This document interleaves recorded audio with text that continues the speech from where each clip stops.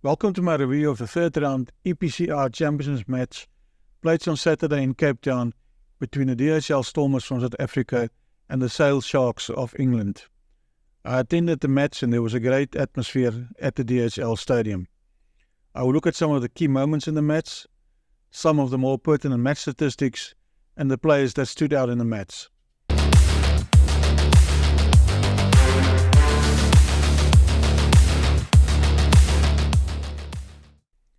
The Stormers continued their big season turnaround and have now won their last 4 games in all competitions after a poor start to their campaign.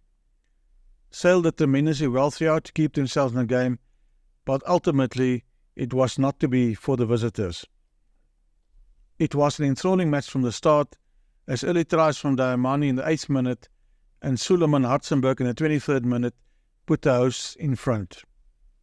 But Johnny Hill got one back for Sail Sharks on the 27th minute, before Zas restored the 2-try advantage with a deft display of pace in the 31st minute. Hugo August and Creevy closed the gap once more a minute before the break, crossing in the corner right in front of where I sat in the stadium. But it was Zas again who opened the scoring in the second half, coming through from the DHL Stormers' own 22nd half line to score in the 52nd minute. Centre Sam Bedlow got a 3rd try for Sail Sharks in the closing minute, and it was he who took one from the team with a tackle off the ball on Mani Lebok just before full time, knowing that another score for DHL Stormers would have denied his side a losing bonus point. In terms of the statistics, the Stormers had more of the possession and territory, with the latter standing at 65% at the end of the game. In terms of attacking play, the Stormers made 8 clean breaks compared to Sail Sharks' 5, and they beat 31 defenders compared to only 9. This showed clearly the Stormers' attacking intent. Both teams made a similar amount of offloads. Both teams won 90% plus of their rucks, but the Stormers' attacking style of play saw them conceding 20 turnovers compared to only 11 by the Sail Sharks. In terms of defensive play, the Stormers had a 91% tackle success rate compared to only 78% by the Sail Sharks. Both teams struggled at scrum time, winning only 60% and 55% of scrums on their own feet respectively. The Stormers won all their lineouts, an area that the Sail Sharks battled in. In terms of standout plays, decision-making of duo of Mani Lebok and Damien Willemse showed their class by keeping their side in the right areas for the most part and breaking the game open wherever possible. The importance to the Stormers cannot be overstated.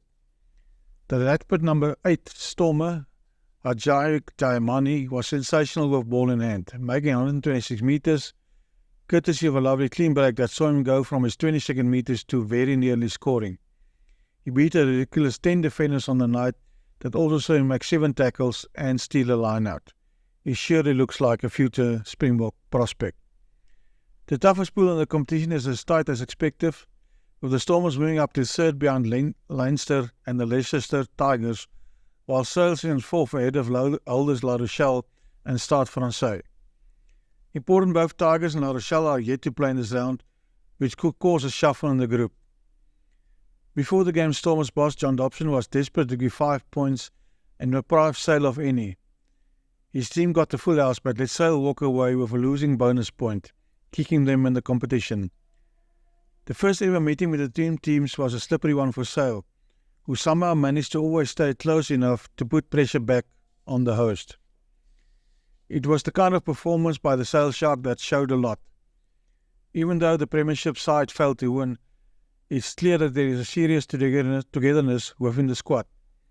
The players want to play for each other, and that was evident in Cape Town. All in all, a good victory for the Stormers, who will now travel to Stade Francais Paris in the final pool game. Sail Shark will welcome all the starter Rochellais in what could be a winner-takes-all round 4 affair.